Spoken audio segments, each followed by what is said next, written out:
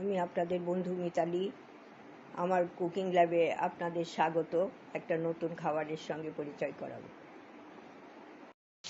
এই পেঁয়াজটা মজে এসছে অনেকটা, ঢাকা দিয়ে দিয়েছিলাম। আর এখন এতে আমি পোস্ত দিয়ে দেবো, পোস্ত বাটাটা দিয়ে দেবো কিছুটা। আমি তো অল্পই করছি, অল্পই দেবো।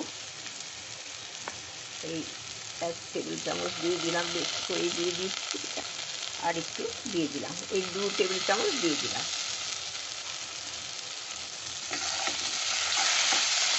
এইটা দিয়ে একটু নাড়িয়ে নেব। একটু তেল লাগবে, আর একটু তেল দিয়ে দিচ্ছি।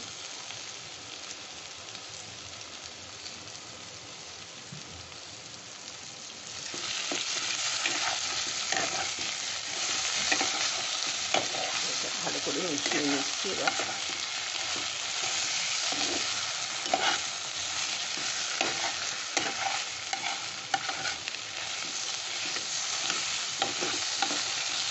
এটা খেতে খুব ভালো লাগে, ভাত দিয়ে খেতে না মনে হয় এটা দিয়েই খাই। আমার কাছে তো খুব পছন্দ আমাদের।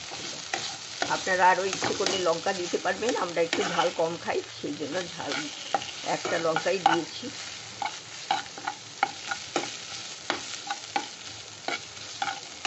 একটু কম আছে, এটা নেড়ে চেড়ে বন্ধ করে দেবো এবার। ভালো সুন্দর একটা গন্ধও বেরিয়েছে।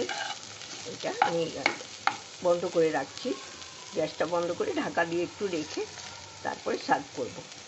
বন্ধুরা, এই যে আমি পেঁয়াজ পোস্ত নামিয়ে নিয়েছি।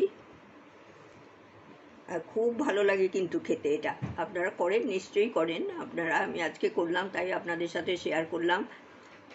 করে গরম ভাতের সাথে খুব ভালো লাগে এটা দিয়ে। আমার তো এটা দিয়েই শুধু খেতে ইচ্ছে করে, আর কিছু লাগে না।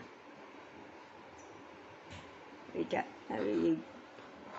এটা করলাম, আর এর সাথে একটু ভাত দিয়েই সার্ভ করেছি।